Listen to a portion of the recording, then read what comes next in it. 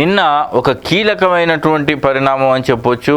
ఇక ఒక దారుణమైనటువంటి విషయం, అమెరికాకు మాజీ అధ్యక్షుడిగా ఉన్నటువంటి వ్యక్తి మీద ఆ దేశంలో కాల్పులు జరిగాయంటే ఇది నిజంగా పెను సంచలనం అని చెప్పొచ్చు. మరి ఎందుకంటే ఏదో చిన్న చితక దేశంలో అంటే అట్లా జరిగేదానికి అవకాశం ఉంటుంది, కానీ అగ్రరాజ్యం చుట్టూ హై సెక్యూరిటీ, అంత టైట్ సెక్యూరిటీ ఉండే చోటికి ఒక దుండగుడు వచ్చి ట్రంప్ మీద కాల్పులు జరపడం అనేది చాలా ఇక ఆశ్చర్యకరంగా మారింది. ఇది ప్రపంచం మొత్తం ఒక్కసారిగా షాక్కు గురైంది. అమెరికా లాంటి అగ్రదేశంలో ఆ దేశానికి సంబంధించినటువంటి ఒక మాజీ అధ్యక్షుడి మీద దుండగుడు కాల్పులు జరపడం ఏంటని అందరూ ఆశ్చర్యపోయారు. దానికి సంబంధించిన వార్తను ఒకసారి చూద్దాం.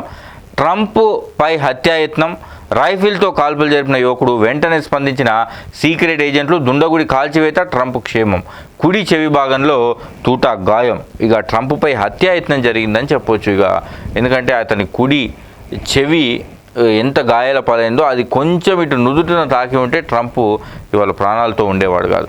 ఇక అతడు దుండగుడు కాల్పులు జరిపే వరకు వెంబడే సీక్రెట్ ఏజెంట్లు రంగంలోకి దిగి దుండగుడిని అక్కడికక్కడే కాల్చి పడేసారు. ట్రంప్ క్షేమంగానే ఉన్నాడు. కానీ ఈ ఘటన చాలా మొత్తం ప్రపంచాన్ని ఆశ్చర్యంలో ముంచెత్తింది.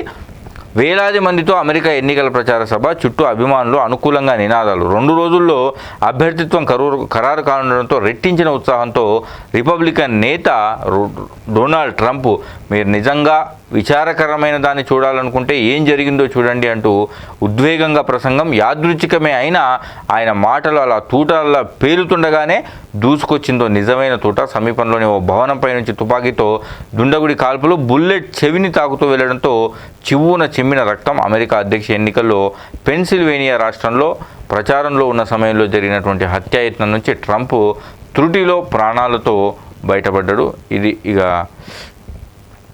ఇది ట్రంప్ కుడి చెవికి తగిలి దూసుకెళ్తున్నటువంటి బుల్లెట్. ఇక ఈ మనకి సర్కిల్లో కనిపిస్తుంది ఆ బుల్లెట్. న్యూయార్క్ టైమ్స్ పత్రిక సీనియర్ ఫోటోగ్రాఫర్ డగ్ మిల్స్ తన ప్రత్యేక కెమెరాతో ఈ ఫోటో తీశారు.